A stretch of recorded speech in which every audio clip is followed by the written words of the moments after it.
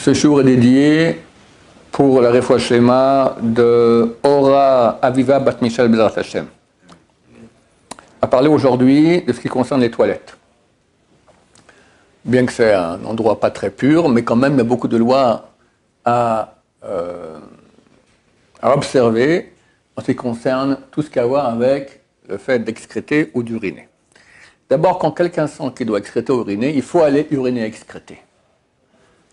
Maintenant, il y a un moment où il peut, s'il se retient, transgresser un interdit qui s'appelle Bal Teshaketsu, qui peut être un interdit de la Torah, de se retenir d'aller.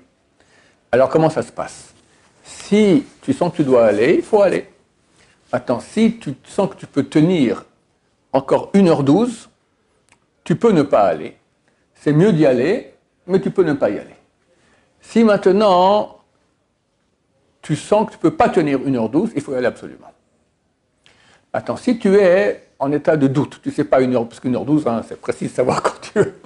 Donc tu ne sais pas si tu pourras tenir ou pas 1h12. Alors Rabbi Yosef dit que si tu es occupé, tu as ta page de Gemara, tu es en train de dire le Hallel, tu es en train, qu'est-ce que j'en sais, quoi que tu as une occupation maintenant de mitzvah, tu peux te retenir encore un peu, vu que c'est un doute, ce n'est pas certain. Et il dit, si même si tu enseignes la Torah en public, d'accord, voilà, tu es quelqu'un devant le Rav, il donne à sa classe un cours, ils sent qu'il a besoin, ils sentent qu'il ne peut pas tenir 1h12, il peut continuer encore, pas besoin d'arrêter. C'est quand que tous les avis, il faut absolument arrêter et vite aller aux toilettes, c'est lorsque la force qui pousse à aller aux toilettes est plus forte que notre nature. C'est-à-dire que quelqu'un, il sent un peu un besoin d'aller, que ce soit, je parle d'excréter ou d'uriner, d'accord, il ne doit pas faire des efforts pour se retenir. Il a un peu besoin, mais bon, de façon naturelle, ça ne demande pas encore à sortir.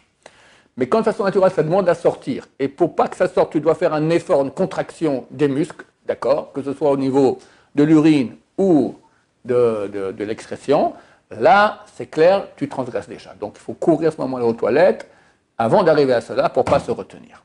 D'accord? Si quelqu'un au milieu de la Hamida, au milieu de sa prière, alors, même si tu as au milieu de la Hamida, je ne sais pas moi, le Moussaf de Rosh Hashanah, il dure 1 heure normalement, d'accord? C'est très très long. Alors, qu'est-ce qu'on fait dans ce type de cas?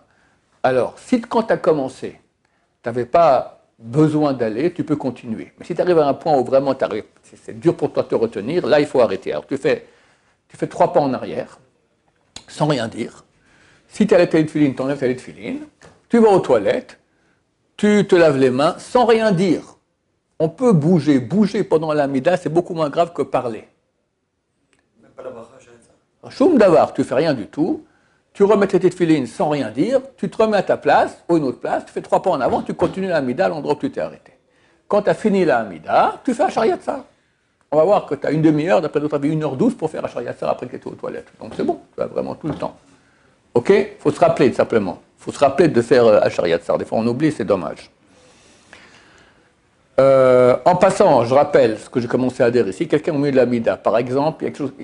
Il a un doute maintenant. Voilà, il a oublié de dire mais ce qu'il doit recommencer, il ne sait pas. Tu peux faire 3 pas en arrière, aller ouvrir un livre, regarder, tac, ouais, parce que bouger de place, c'est beaucoup moins grave que de parler. Tu ne peux pas parler. C'est-à-dire beaucoup moins grave, ça veut dire. Dans tous les cas, par exemple, je te donne d'autres cas. Par exemple, maintenant, tu as un endroit, et puis il y a des enfants qui dérangent, ou des gens qui parlent, ou il y a une mauvaise odeur. Dans tous ces cas-là, tu fais 3 pas en arrière. Tu vas à un autre endroit. Moi, une fois, je priais dans une synagogue, il y avait beaucoup de salles. C'était la veille de Kippour, d'accord? Je prie là-bas Mincha, et je fais long. La veille de Kippour, tu fais la prière comme il faut bien, long. Déjà, je fais long comme ça, là, je fais encore super long. Rentre, le responsable dit, messieurs, je ferme. Je fais 3 pas en arrière, je vais dans une autre salle à côté, attenante, et je fais 3 pas en avant. Je continue là-bas, il n'y a aucun problème. Aucun problème. Parler, c'est un très gros problème. D'accord? Avant la Chazara, par exemple, si on a... Entre les deux, normalement, il ne faut pas parler. Entre notre Amida et la Chazara, il ne faut pas parler. Mais c'est moins grave, c'est beaucoup moins grave. D'accord? Je parle au milieu de la Amida. D'accord? Donc, ça, c'est pour les toilettes. Si la Amida de Yom Kippour, par exemple... Yom Kippour, c'est plus court que le Moussaf de Rosh Hashanah. Bon, tu veux dire, elle est longue. Alors?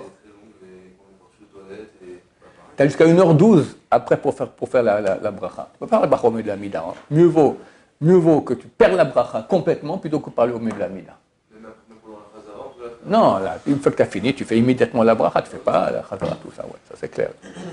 Si on a ici un Kaddish, et on est après le Gaï Netzor, Dans Eloka Netzor, on répond Kaddish, bien sûr. On répond, mais est-ce qu'on répond Yeshem et Abba? Oui, bien sûr. On répond aussi, ok. Ah, ouais. Mais avant, par exemple, des fois, moi, quand il y a la Kedusha, j'ai pas fini. Ouais. Moi, on m'avait dit qu'il faut répondre dans ta tête. Il faut faire la Kedusha dans ta tête et Non. tu ramènes dans ta tête au brachot et tout. Non. Non. Ça veut dire que je suis pas arrivé, je suis à... Quelqu'un qui cumule sa Amida et il y a la Kedusha, il continue sa Amida normalement. À moins que, comme on fait ici, et ici chez le Khetzibour, ils le savent. Et comme ça on fait. Que le Shar Tzibour, le ministre officiant, il pense rendre quitte ceux qui sont au milieu de leur Amida, il pense les rendre quitte, pour ça qu'il répond lentement, après que tout le monde réponde, et Kadosh, Kadosh, Kadosh, très distinctement pour qu'on l'entende, et comme ça on est rendu quitte. Il faut que lui pense rendre quitte, et toi tu l'entendes distinctement, tu penses être rendu quitte. C'est comme ça qu'on fait. Voilà. À moins que tu sois au même endroit que la Amida. Moi je fais comme ça par exemple Shabbat. Je vais expliquer. Moi je prie lent. Je vais à Shabbat à un endroit où il prie vite. Je dois faire vite pour arriver à la fin de la deuxième bracha, Baruch Hashem Echayim Etim, avant qu'eux ils y arrivent aussi dans la Chazara. Donc j'arrive en même temps qu'eux là-bas, et je lis la Kedusha avec eux. Là, il n'y a aucun problème. C'était la deuxième bracha. J'ai fini Baruch Hashem Echayim Etim, eux ils ont tout fini, ils ont recommencé, et ils font la Kedusha. Après, ils vont très vite, c'est très bien. Pour moi, je pépère lentement, comme ça, j'arrive. Et des fois, je dois faire vite pour arriver avec eux, d'accord, Baruch Hashem Echayim Etim. Là, je dis toute la Kedusha avec eux, il n'y a aucun problème. On peut faire la Kedusha même dans notre première... Voilà, si on est à l'endroit de la Kedusha. Autre cas, on peut répondre aussi pendant notre Amida. Si, ça c'est plus courant, tu es entre la dernière bracha et l'avant-dernière bracha de la Amida. Tu as dit Baruch Hashem, Atov Shemcha Ulachana Elehodot, et tu n'as pas encore commencé Sim Shalom. Et il y a Birkat Kohanim. Tu t'arrêtes et tu peux répondre Amen à Birkat Kohanim, au milieu de ta Amida. Yevarach Hashem v'yishmerecha, Amen. Yisa Hashem padam v'alecha bichuneka, Amen. Yisa Hashem padam v'alecha v'yasemcha shalom, Amen. Par exemple, si on est au début comme vous... Attends, je vais finir. Maintenant, il y a une bracha aussi avant Birkat Kohanim, que les Kohanim font. Est-ce qu'on répond Amen à la bracha des Kohanim ou pas? Marloque, divergence d'opinion. Le Rabbi Yosef, il dit que non. Oui, si je me souviens bien, il dit que non. Et le Rabbi il dit que oui, ou le contraire. Un des deux dit comme ça, un des deux dit comme ça. Le mieux, c'est si tu sens ça, tu restes encore dans la bracha d'avant, pour ne pas rentrer dans le doute s'il faut répondre Amen ou pas. Et là, tu finis. Après, tu réponds aux trois réponses des Kohanim. Tu avais une question? Si vous êtes, par exemple, vous attendez pendant la Chazara d'être en même temps la deuxième bracha comme vous Ouais. faites. Là, dans ce cas-là, donc, après, vous continuez votre Amida. Et Birkat Kohanim, vous le faites... Ah bon, moi je continue après. Ils font Birkat Kohanim. On est béni par eux automatiquement. Pas besoin d'écouter ce qu'ils disent. Okay. Tu es béni automatiquement par Et eux. on ne répond pas, du coup... On ne répond pas. On répond pas. Si on va répondre à la Kedusha, il ne faut pas l'écouter quand même. Arrêter dans nos mots, juste l'écouter. Ouais, tu peux t'arrêter, l'écouter. Tu peux, ouais, comme il a dit. Ouais, non, mais en écoutant, si le Shar Tzibour ne pense pas te rendre quitte, ça ne marche pas. S'il pense, est-ce qu'on doit s'arrêter? S'il pense, oui. J'ai dit, si le Shar Tzibour, il pense te rendre quitte, un bon Shar Tzibour, il le fait. Mais c'est rare. Ici, on a mis comment on appelle ça, un règlement Shar Tzibour, il sait voilà, qu'il doit répondre bien distinctement et penser rendre quitte. Mais normalement, dans le public habituel, d'accord, les gens ne pensent pas rendre quitte. Il faut que tu l'entendes aussi distinctement.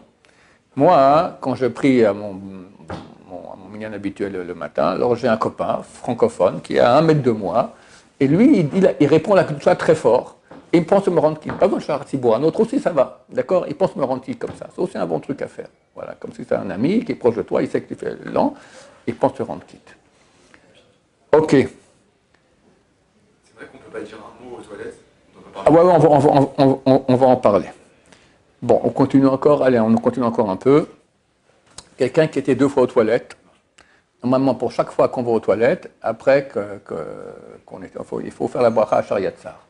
On a, d'après un avis, une demi-heure pour le faire. Rabbi Yosef dit jusqu'à 1h12, à condition que l'envie ne revient pas. Si l'envie revient, c'est mort. Tu ne peux pas le faire. D'accord? C'est trop tard. Maintenant, tu as été 2 fois et tu n'as pas fait la bracha entre la première fois et la deuxième fois. L'auteur de Shulchan Aruch, Rabbi Yosef Karo, lui dit qu'il faut faire 2 fois la bracha. La bracha n'est pas comme ça. Il y a un doute si on doit faire 2 ou pas. Et chaque fois qu'on a un doute pour une bracha, on ne prend pas de risque. Donc on fait qu'une seule fois la bracha en pensant rendre quitte les 2 fois. Le mieux à faire, c'est faire une fois en pensant rendre quitte les 2 fois, puis après la refaire ou en penser entièrement, ou on dit Baruch, et après on pense Ata Hashem Elokeinu melech haolam, Et après, on dit le reste de la bracha. À la fin aussi, on dit Baruch. Baruch. Et on pense Ata Hashem. Et refaire Chol Mafil Asot, ça on le dit. D'accord? Le Ata Hashem, on le fait en pensée.